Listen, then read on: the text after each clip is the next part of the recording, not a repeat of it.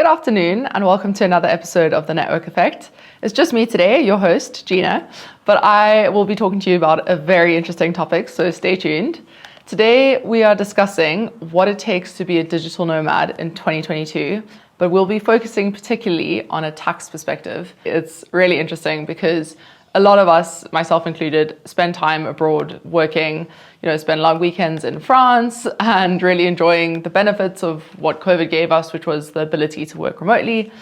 But what that does bring with it is a lot of risk around tax compliance. So what we thought we'd do for you today is get one of our tax experts in to really talk us through what it takes to be compliant when you consider becoming a digital nomad or when employers consider allowing digital nomads to enter their workforce.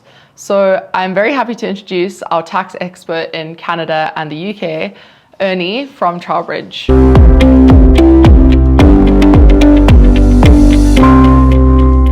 Digital nomad in 2022, what do you need to be doing to do it right?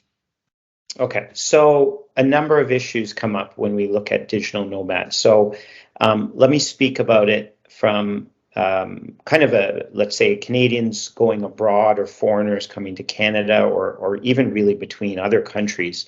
The very first thing that's important is that the company first has to come up, I recommend, with a policy.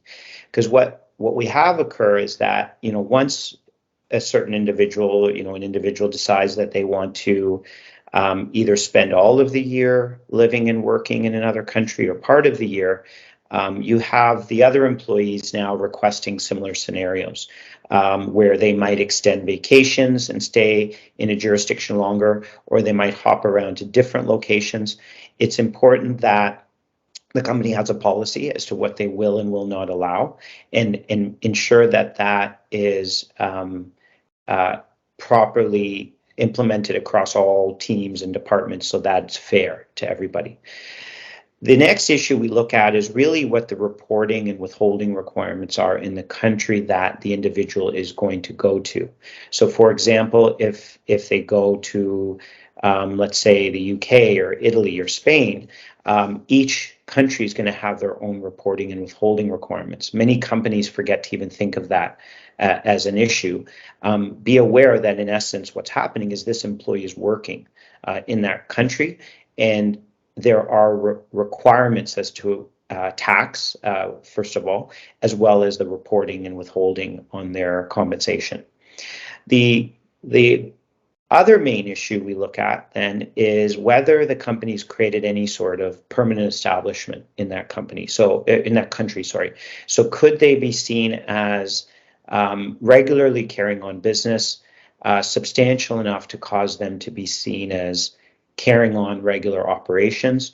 And if they are, what are the corporate tax reporting and withholding requirements around that? So those three areas are key. One, policies. Two, what happens from a reporting perspective for the employee, and then what happens from a reporting perspective for the company.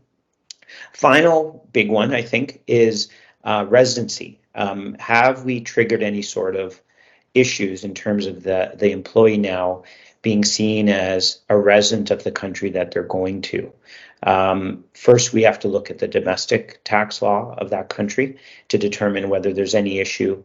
And the other item is really looking at the tax treaty between the home and a host country and what issues that could cause from a tax residency perspective. So I think those are the main areas that companies and individuals really need to look at. Perfect. And then in terms of global mobility tax, what do you think is the biggest issue around tax and compliance? Each country, I think, is going to have very different issues around global mobility. Let me speak specifically to Canada. One of the largest ones, and this was evident even pre-COVID and even during COVID, is that when you have really business travelers, we see a lot of business traveler activity in Canada, especially coming from the United States, given how close we are to the US and how much business is conducted between the two countries.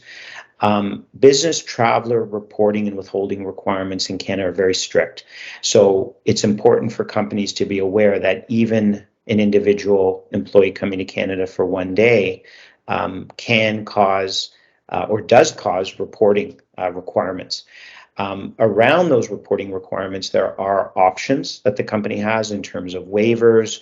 However, one main issue, if we look specifically to business travelers coming to Canada, primarily from the US, given how much business is conducted between Canada and the US, it's important that companies look at the reporting and withholding requirements around individual business travelers. That's probably the number one area we get or deal with companies on in terms of issues.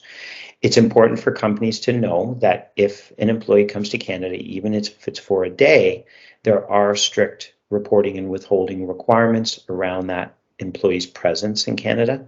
They are performing services, so they're required to meet these requirements. Without getting through all the nuances, because it can be a complicated area, there are options the company has. They've got to look first, though, at whether or not they're carrying on regular business in Canada. They've got to look at the frequency of the employee and how much time they're spending in Canada.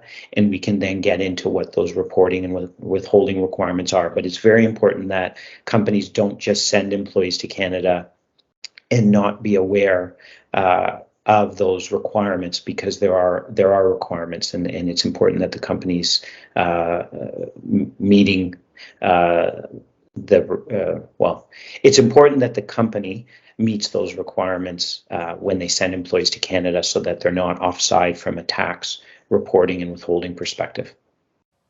Ernie, thank you so much for talking us through that. That was really interesting, and I'm sure our viewers have lots of questions to ask, so please feel free to put them in the box below. And stay tuned for next week. We've got lots of really interesting episodes coming to you.